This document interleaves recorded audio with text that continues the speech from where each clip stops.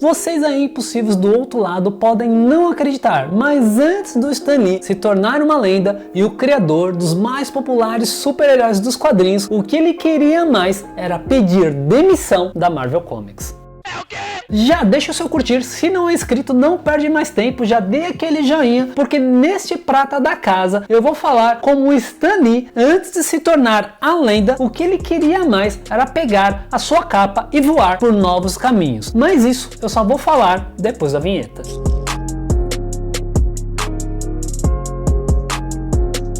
Depois de quase 2 décadas trabalhando duro na editora de um marido de uma prima chamado Martin Goodman e não suportando mais as tarefas que ele era incumbido, no início da Era de Prata, o que o Stan Lee mesmo queria era vazar, picar a mula, pedir demissão, mandar o chefe para aquele lugar. Seu Armando, vai tomar no c... Eu não sou escravo não, desgraçado! Desde muito cedo, mais ou menos lá com seus 20 anos, o Stan Lee foi praticamente obrigado a ser o editor principal dessa empresa. E apesar de ter recebido muito mais responsabilidades, os poderes não veio com elas.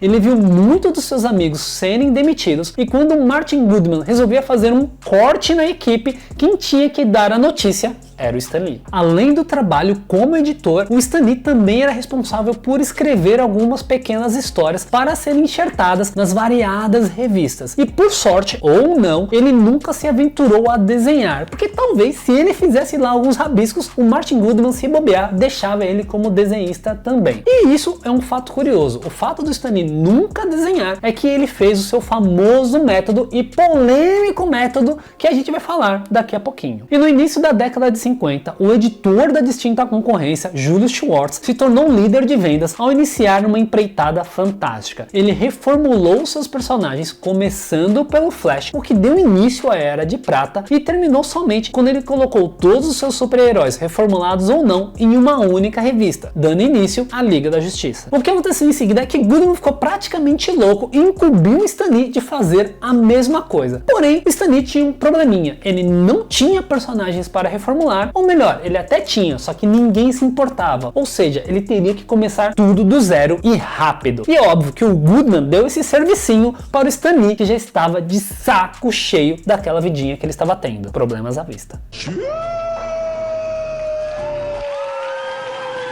E o pontapé final, que a essa altura Stan Lee gostaria que fosse no próprio traseiro, veio de um sábio conselho da sua própria esposa. Ela chegou para ele e falou: bom, faça o que você gostaria de fazer, não se preocupando com a venda das revistas, porque afinal de contas, se o título não vender, o máximo que vai acontecer é você ser demitido, que é o que você quer mesmo. Com isso, em 1961, Stan Lee, junto com uma outra lenda dos quadrinhos, o Jack Kirby, fez justamente o oposto que lhe foi pedido. A dupla criou um grupo que sequer usava o uniforme colorido, mal poderiam ser comparados aos semideuses que a DC estava lá escrevendo, e a sua principal característica era ser humanos demais. Exato, a carta de demissão do Stan Lee foi a criação de uma família pouco harmoniosa, mas muito fantástica, porque ela foi um sucesso na época. A popularidade do Quarteto Fantástico foi tamanha que o Stan Lee acabou criando mais e mais personagens naquela linha, com menos poderes, mas mais humanos, desafiando toda a desconfiança empresarial de Martin Goodman.